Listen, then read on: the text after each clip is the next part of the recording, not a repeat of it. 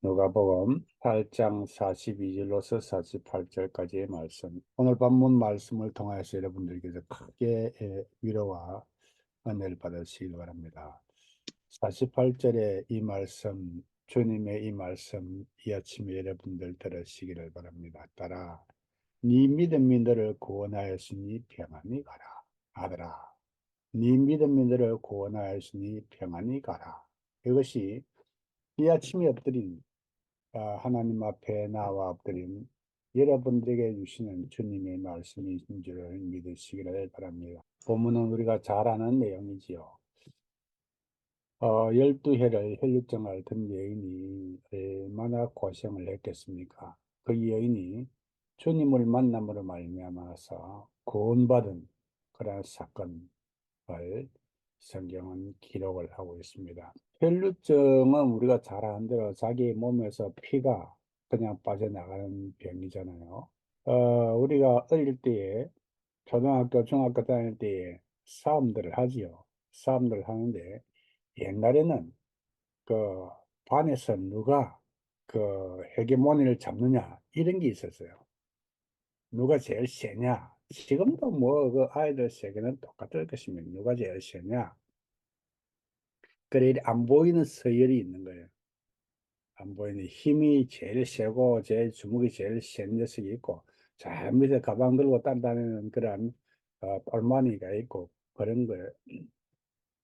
그 이제 형님이 딱 볼 때 저 두 놈 중에 누가 좀 더 셀까 싸움을 붙여버려요. 싸움을 이제 싸움을 붙이는데 싸우기 싫은데 자꾸 싸움을 붙이는 거예요. 저도 싸워봤어요. 싸우기 싫은데 형들이 막 뒤에 들면서 막 한번 해봐. 그러면서 이제 싸움을 붙이는데 싸우다가 보면은 코피 터진 놈이 지는 거예요. 코피 터지면, 코피 터지면 우왕 울고 나면 지는 거예요. 우리의 몸속에서 피가 이렇게 흘러나올 때에 두려움이 있는 것입니다. 조그만 상처에 나오는 피도 그러하지만은 몸속에서 적지 않은 양이 하루 이틀도 아니고 속에서 흘러나올 때에 얼마나 큰 두려움이 있겠습니까? 나 이러다가 이 병으로 죽는 거지. 내 몸에 피가 다 빠져나가는 거지. 죽을 거야. 두려움이 있을 것입니다. 그래서, 좋은 의사, 좋은 약 다 찾고 다 먹어보았지 않겠습니까? 그 세월이 1년, 2년도 아니고 12년이라는 세월이 걸렸습니다. 그래도 포기할 수 없는 것이 나의 병을 나아야 돼. 나아야 돼. 절박한 거 아니겠습니까? 나의 병 나아야 돼. 그래서 그 병을 낫기 위해서 동서를 다니면서 수소문하였을 때에 누군가가 이 여인의 귀에 이야기를 했겠지요. 예수님 만나면 그 문제 해결될 거야. 예수님 만나면. 그래서 이 여인이 그 많은 사람들 사이에 비집고 들어와서 예수님을 만나게 되는 것입니다. 그 뭐 오늘 성경 본문을 보면은 많은 사람들이 이 예수님을 둘러싸고 있는데 여인의 몸으로 그 장정들을 비집고 헤치고 들어가서 예수님을 만난다는 것. 또 만나면 또 어떻게 할 것이냐.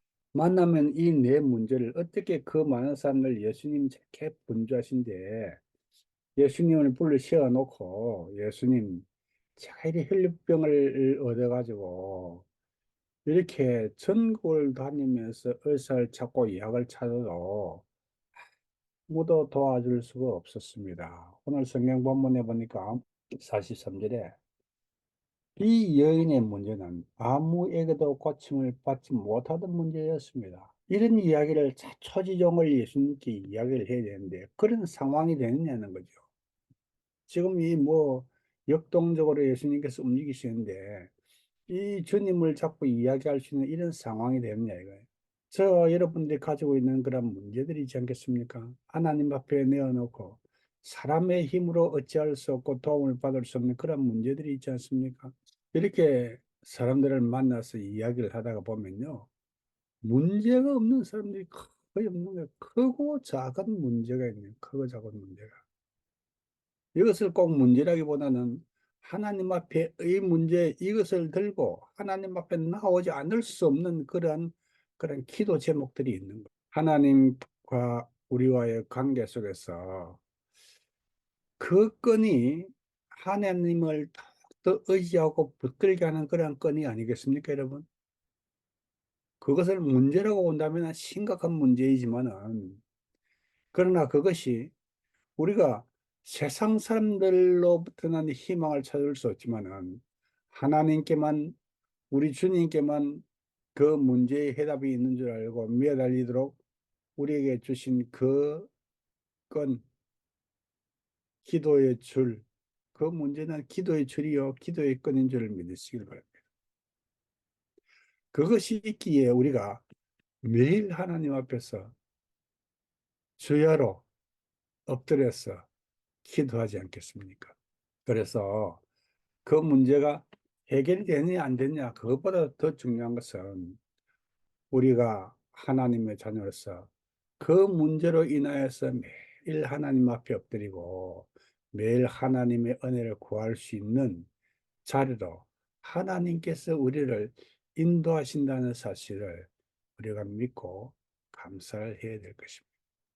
아멘. 그렇지 아니할 것 같으면 우리가 세상에 묻혀가지고 정신없이 살 거예요. 정신없이. 네.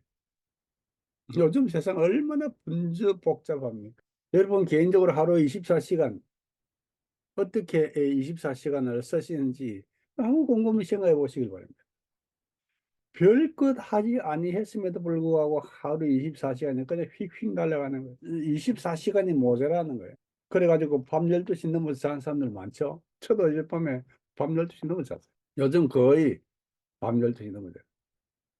하는 것도 없어요. 그러나 우리가 이 분주복잡한 세상에서 주님의 얼굴을 사모하며 주님의 음성을 사모하며 그 은혜를 사모하며 그 앞으로 나오도록 인도하는 그 끈이 있는데 그것이 기도의 끈이요. 하나님께서 저와 여러분들에게 주신 그 문제가 아니겠습니까? 그래서 그 문제를 문제다 이렇게 생각하기보다는 하나님께서 우리에게 주신 기도의 동아줄이구나. 주님 앞으로 땡기고 나아가는 끈이구나. 이렇게 생각하면 은혜가 되지 않겠습니까? 우리 하나님 앞에 내어놓고 기도하는 이 기도의 제목들이 있지만은 어떤 경우에는 그 기도의 제목, 그 기도 응답받지 못하고 우리가 주님 앞에 설 수도 있습니다. 인간적으로 볼 때, 응답 못 받았구나. 그러면 우리 하나님께서 우리의 기도를 외면하신 것입니까? 저는 그렇다고 생각하지 않습니다. 어떤 모양으로도 응답을 하신다. 어떤 모양으로든지. 말씀드렸습니다만 저희 어머니가 한평생 기도하셨던 기도의 어머니셨어요. 세계를 다니면서 복음의 정인이 되도록 기도하셨습니다. 그러다가 제가 이제 불가리아 선교사로 갔는데 불가리아 선교지에 세 번을 두 번을 오시고 세 번째 오시려고 준비하시다가 하나님의 부르심을 받았어요. 두 번 오셨을 그 당시만 해도 정말로 힘들고 어려운 상황이었습니다. 외국인이 공항에 내리면 48시간 이내에 관할서에 가서 등록을 해요. 등록을. 호텔에 가면 그런 거 없지만은 지인의 집에 머물게 된 등록을 해야 돼요. 그거 미처 하지 않으면은 꼭두 새벽에 경찰들이 집으로 닥치는 거예요. 그 당시만 해도 뭐 얼마나 살벌한 그런 전국이었는지. 그렇게 어렵게 고난 속에서 쌓여가는 그 아들을 보시고 가신 거예요. 그러니 기도가 한국 돌아가셨어도 기도가 절절하시겠지요. 세계를 다니면서 복음을 전달하였는데 불가리아 그 당시만 해도 세상 사람들이 알지 못하는 육지 속의 섬과 같은 그런 조그만한 나라였습니다. 지금은 불가리아를 아는 사람들이 많아요. 우리 이 기독교 교회 안에도 옛날에는 저 불가리아 선교사입니다. 그러면 네, 볼리비아 선교사요. 뭐 이렇게 이야기했어요. 요즘은 거꾸로 이야기해요. 볼리비아 선교사입니다. 그러면, 아, 네, 불가리아 선교사예요. 이렇게 끓여 이야기해요. 그리고는 어느 정도 세월이 지나서 제가 GM에서 사무총장이 되었을 때, 그야말로 세계를 다니면서 주의 복음 사역을 하지 아니하였습니까? 어머니 살아계실 때는 저 아들이 불가리아 땅에서 저렇게 고생을 하는데, 저렇게 고생을 하는데, 주님, 내가 우리 아들 주의 종 되도록 기도하였고, 세계 다니며 복음의 정인이 되도록 기도하였는데, 불가리아 땅에서 저렇게 고생하고 있습니다. 계속 기도하지 않았겠어요? 제가 GM의 사무총장이 되어서 세계를 다니면서 주의 일을 하는 거, 어머니 못 보고 돌아가셨어요. 그래도 어머니는 못 보고 돌아가셨을지라도 그 어머니의 기도를 우리 주님께서는 들어 응답해 주셨습니다. 그래서 우리의 기도는 사원 높은 기도다. 사원 높은 기도다. 사람의 힘으로 할 수 없는 그런 일들은 정말로 차원 높은 기도 제목이다. 차원 높은 기도 제목이다. 주님만이 해결할 수 있는 것이다.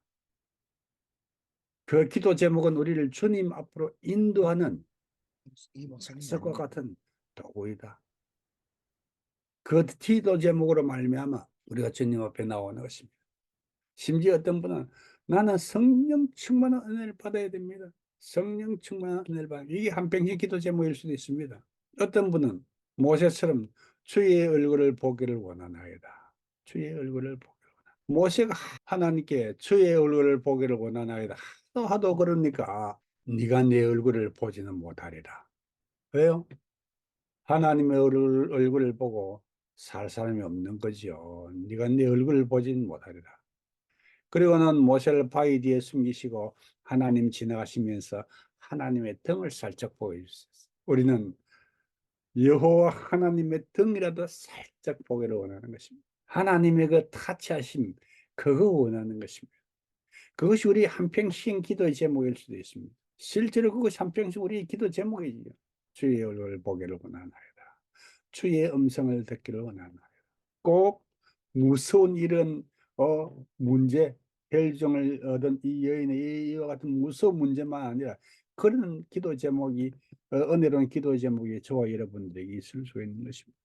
그 여인이 주님 앞에 나와야 자신의 문제의 해결함을 받을 줄 알고 그 주님께로 나왔던 것입니다. 주님 앞에 나와서 주님, 저의 사정이 이러합니다. 라고 이야기할 수 있는 그런 여건이 못 되는 거예요. 이 여인이 온 목적은요, 뭐예요?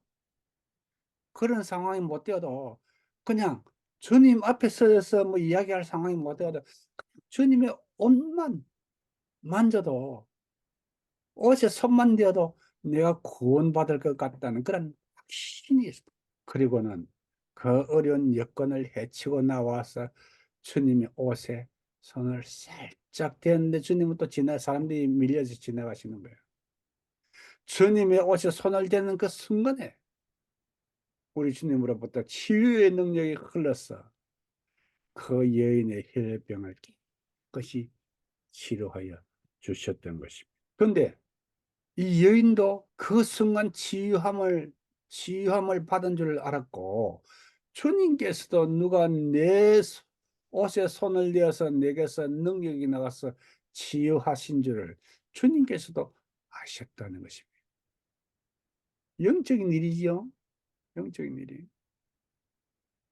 주님 묻습니다. 누가 내 옷에 손을 대었느냐? 이거는 이 순간에 이 상황에서 제자들이 할 수 있는 질문이 아니에요. 제자들이 들을 때는 황당한 질문이에요. 주님 지금 사방에서 밀고 땡기는데 누가 밀느냐 이렇게 물으셔야지. 누가 내 옷에 손을 대었느냐 이건 질문이 아니지 않습니까? 그 많은 사람들이 예수님께 와서 밀치고 땡기고 예수님과 이렇게 접촉했어도 딱 한 사람이 은혜를 받는 것입니다. 그 많은 사람이 예수님의 주변을 두르고 밀치고 땡기고 그래도 은혜 받은 사람은 딱 한 사람뿐이에요. 은혜 받은 사람. 누구예요? 12해 혈육병을 앓았던 이 여인 한 사람이에요. 주님은 은혜 받은 그 한 사람을 찾으시는 줄 믿으시길 바랍니다. 오늘 이 시간 그 주님의 옷이라도 손을 대기를 원하는 그런 간절한 마음으로. 자, 그럼 주님의 지나가시는 그 모습, 그 주님의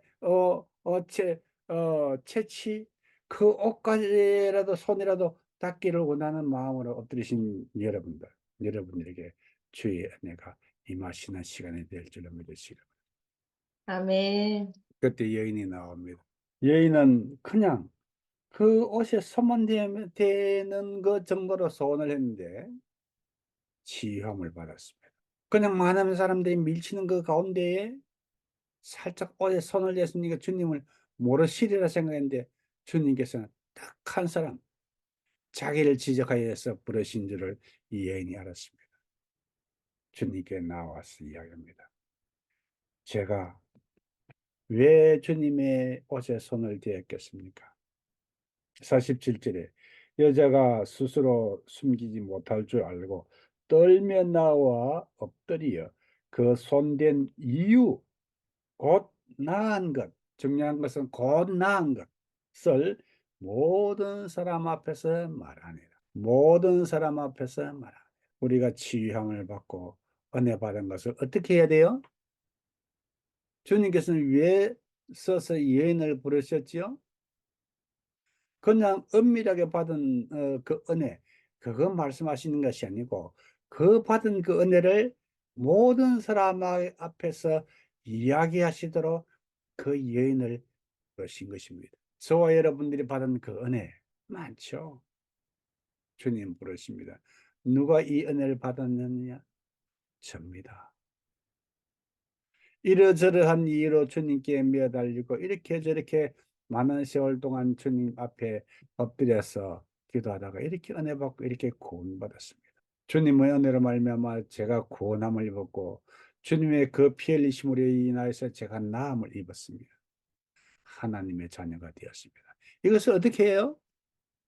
이것을 모든 사람 앞에서 아니라 모든 사람 앞에서 이야기해야 된다는 거예요. 이것이 우리의 사명이요. 이 사명 이제까지 이루면서 저와 여러분들이 살아왔습니다. 이러한 사람을 가리켜서 선교사라. 이러한 사람을 가리켜서 복음의 증인이라 말씀하시는 줄을 믿으시길 바랍니다. 그때에 주님께서 위로하십니다. 나라 평안히 가라. 네 믿음이 너를 구원하였느니라. 오늘 저와 여러분들이 주님 앞에 설 수 있었던 것은 믿음입니다. 주님께 나와야만이 그 모든 문제가 해결될 수 있다는 사실을 믿었기에 우리가 주님 앞에 나오는 것이고, 이 여인이 주님을 믿었기에 주님 앞에 나와서 그 옷에 손을 댔던 것입니다. 믿음이 저와 여러분들을 살리는 것입니다. 주님께서는 우리가 주님 앞에 간절히 엎드려서 기도하고 강구하는 그 믿음의 분량이 차도록 기다리시는 것이죠. 지난번에 제가 말씀드렸죠. 사무엘의 어머니 한나가 왜 그 많은 세월을 그 좋은 환경에 살면서 그렇게 울부짖으며 고통스러워하였는가? 그 많은 세월 동안 힘들게 살았던가? 아, 주님께서 그냥 아들 하나 주시면 되는 일인데, 그 간단한 일인데, 주님 입장에서 너무너무 간단한 일이에요. 민족의 지도자로서의 그 사무엘을 키울 수 있는 그 믿음의 어머니의 믿음의 분량을 키우기 위해서 한나를 연단하신 것처럼 저와 여러분들을 오늘도 연단하시는 것입니다. 언제까지요? 우리의 믿음의 분량이 자랄 때까지. 우리의 믿음이 주님의 얼굴을 보기만 하여도, 주님 앞에 엎드리기만 하여도 은혜를 받을 수 있는 그때까지 주님께서는 저와 여러분들을 기다리시는 것입니다. 오늘 이 아침에 주님께서 평안히 가라. 네 믿음이 너를 구원하였느니라는 그런 음성을 듣고 위로와 소망을 갖는 그러한 귀한 시간 되시기를 주의 이름으로 축원합니다.